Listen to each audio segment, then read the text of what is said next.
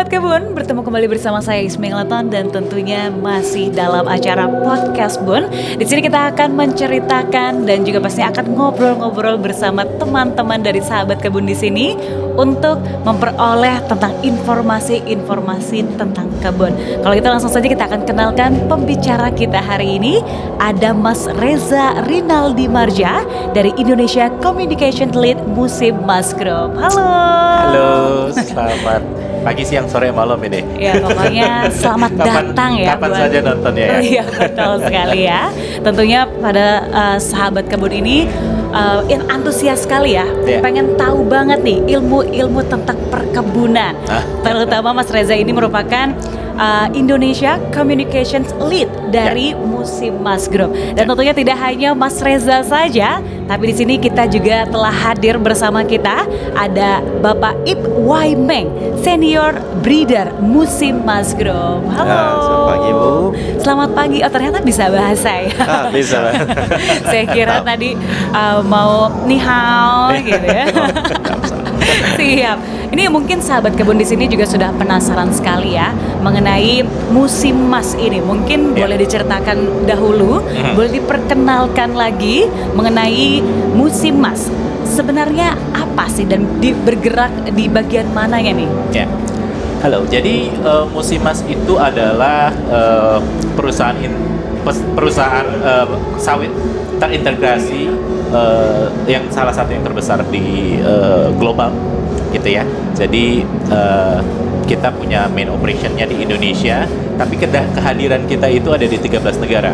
Itu ada di Asia Pasifik, Eropa dan di Amerika gitu. Jadi kita company-nya ini bergerak dari hulu ke hilir. Jadi mulai dari perkebunan, terus kemudian juga penyulingan minyaknya, kemudian juga hilirnya juga kita bermain di sana. Wow, ternyata luang lingkupnya tuh besar sekali ya. Namun untuk Indonesia sendiri, ini apa sih partisipasi dari Musim Mas dalam pembangunan perkebunan di Indonesia? Mungkin bisa dari Bapak Ip, silakan. Oke, aku dulu. Oh ya, boleh ya, silakan. Oke, nanti Pak Ip cerita tentang selanjutnya ya. Selanjutnya. Oke. Jadi sesuai dengan tagline-nya Bunex tahun ini ya. Jadi bagaimana pembangunan berkelanjutan perkebunan untuk ketahanan pangan dan energi menuju Indonesia Emas 2045 gitu ya. Jadi apa sih yang dilakukan juga oleh Musim Mas untuk mendukung pemerintah untuk mensupport dalam pembangunan perkebunan berkelanjutan itu. Jadi ada dua yang kita highlight yang kita ikut dalam Bunex kali ini. Yang pertama adalah bagaimana Musim Mas melakukan riset, kemudian juga pemuliaan bibit sawit yang berpotensi untuk meningkatkan produktivitas. Jadi kita tahu kan sendiri sekarang lahan itu kita butuh efisiensi yang lebih tinggi lagi. Jadi lahannya tidak bertambah, yang harus ditambah untuk memenuhi kebutuhan demands dari minyak kelapa sawit adalah produktivitasnya berarti. Nah, kita sudah melakukan pemuliaan dan sudah meluncurkan 4 varietas baru, nanti Pak Ip akan cerita. Tapi di samping itu kita juga punya program untuk pemberdayaan petani swadaya. Wah, namanya program pemberdayaan petani swadaya Musim Mas. Jadi kita juga mengencourage petani swadaya untuk bisa lebih berkelanjutan untuk meningkatkan taraf hidup mereka juga nih gitu. Wah, ini menarik sekali ya, apalagi kalau kita lihat terutama di Indonesia, petani ini mungkin cenderung belum sejahtera. Betul. Gitu ya. Belum sejahtera dan masih perlu pengetahuan yang lebih untuk lebih berkelanjutan. Betul sekali, dan ini sangat penting sekali ya. Dan selanjutnya kita akan bertanya kepada Bapak ini, program pengembangan apa saja yang telah dilakukan oleh Musim Mas sendiri? Ya, Musim Mas ini memang berkomitmen kuat ya untuk industri kelapa sawit berkelanjutan ya. Kalau untuk pengembangan kami sudah sebenarnya telah merilis ya 4 varietas baru Musim Mas baru saja tahun 2023 ya. 4 varietas ini sebenarnya mempunyai tingkat hasil TBS yang amat tinggi, sekitar 32 hingga 34 ton per hektar ya.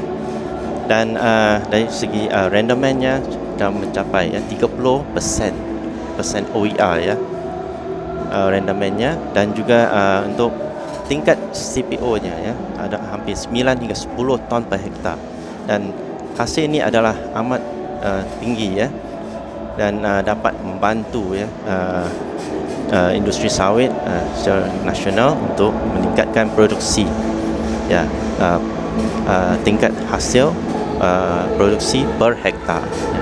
Dengan lahan yang sama tapi tingkat produksi TPS kita ditingkatkan lagi. Begitu.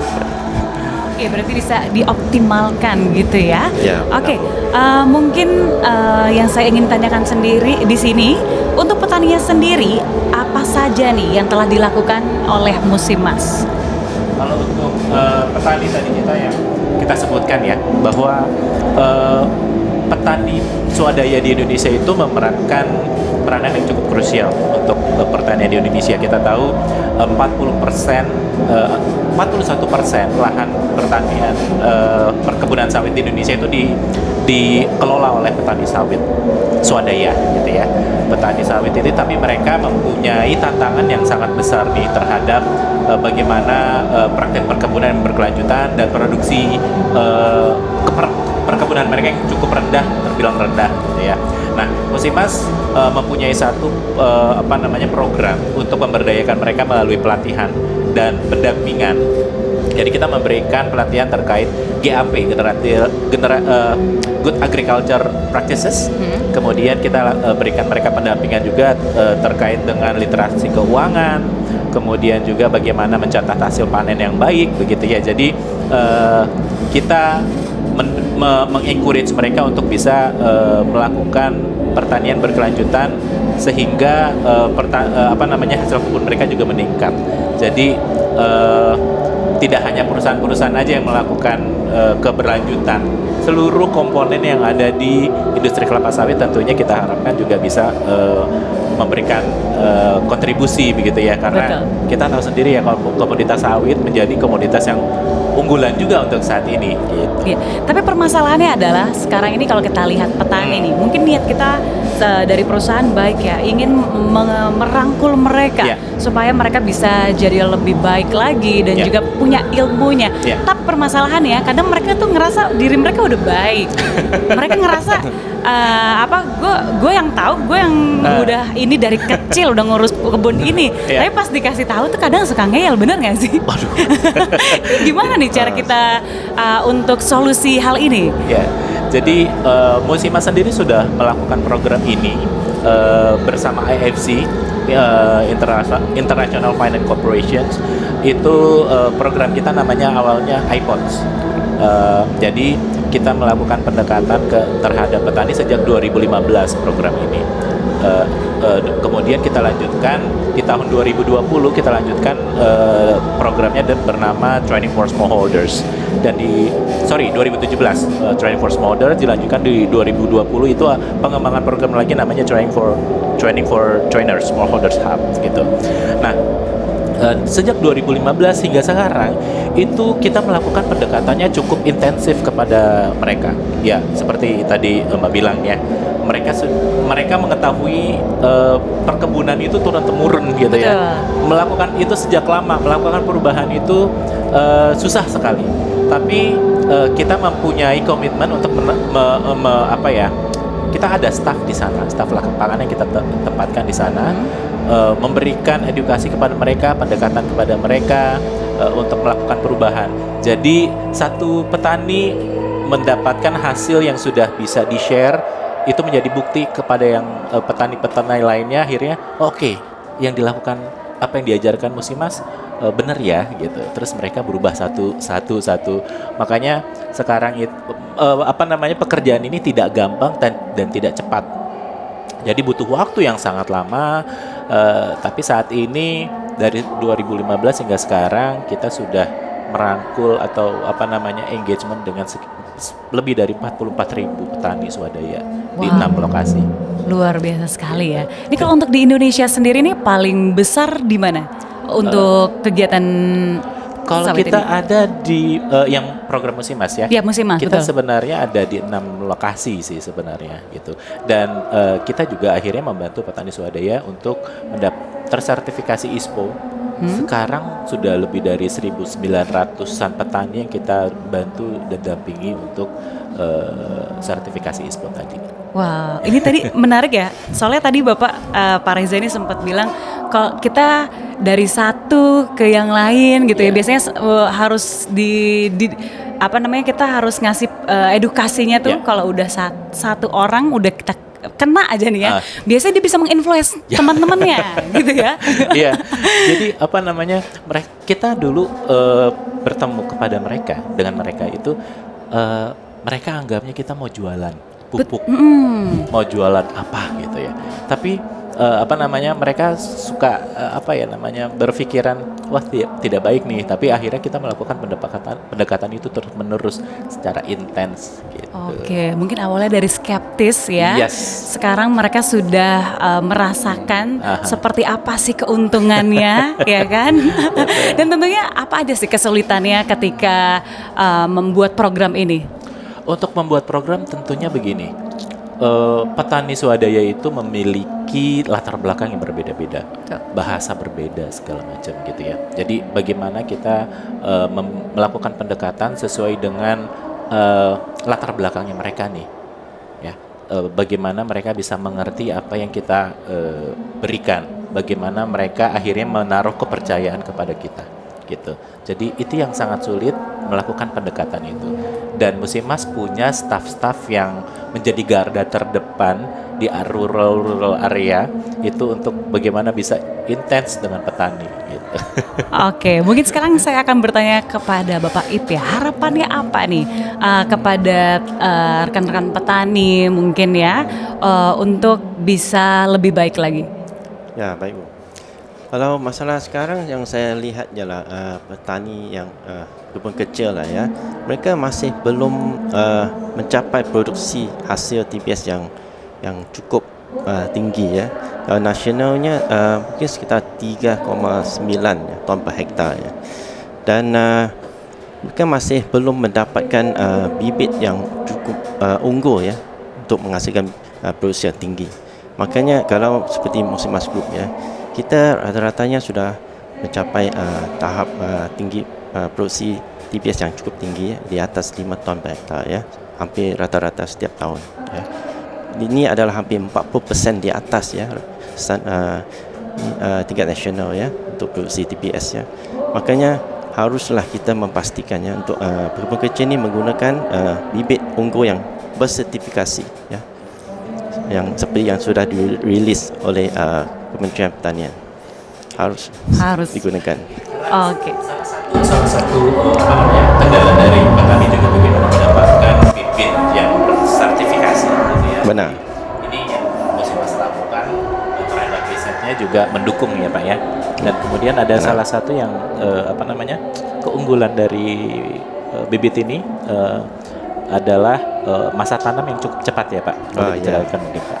Kalau untuk pemilihan 4 varietas utama Musimas ni, kita pemilihannya adalah berdasarkan cepat berhasil. Biasanya membutuhkan 30 bulan setelah tanam untuk memberikan buah hasilnya. Tapi untuk 4 varietas Musimas ni, setelah 25 bulan setelah tanam, kita sudah memberikan pulangan hasil buahnya. Oke, mungkin kalau kita lihat nih dari Musimas sendiri pasti punya kompetitornya gitu ya.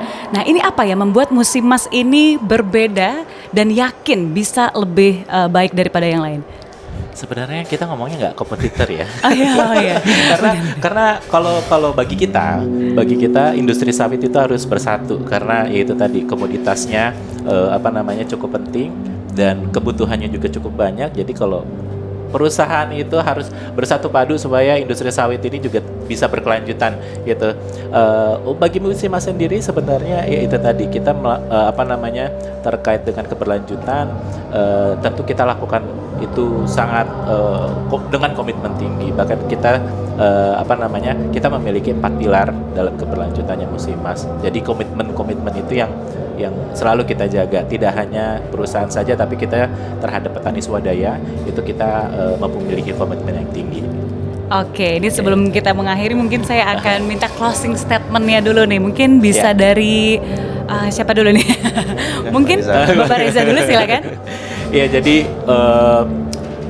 saya kembali menekankan bahwa industri sawit, kelapa sawit itu menjadi komoditas andalan Indonesia dan itu cukup penting. Jadi bagaimana perusahaan, pemerintah, petani swadaya bisa bersatu semuanya untuk bisa memajukan industri kelapa sawit Indonesia sehingga menapaki antara ekonomi dan lingkungan yang balance gitu.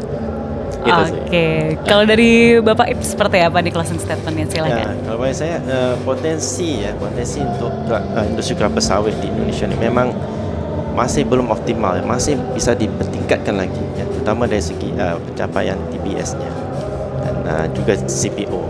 Ya. Oke, terima kasih untuk Bapak Ip dan juga Bapak Reza, dan kami berharap kepada Musimas semoga kedepannya bisa terus berkontribusi untuk Indonesia dan tentunya juga bisa terus membawakan dampak positif bagi masyarakat luas. Oke, baiklah sahabat kebun, saya Isming Leton dan juga para narasumber yang di sini sudah banyak sekali bercerita mengenai seperti apa sih Musimas dan seperti apa kekhawatirannya dan juga pastinya solusinya. Nah, tinggal dari sobat kebun aja nih yang kira-kira kedepannya harus seperti apa ya. Dan kalau ada yang ingin tanyakan langsung aja komen di bawah. Jangan lupa like dan juga subscribe. Saya Ismik Leton pamit undur diri dan sampai jumpa di konten-konten selanjutnya. Bye-bye.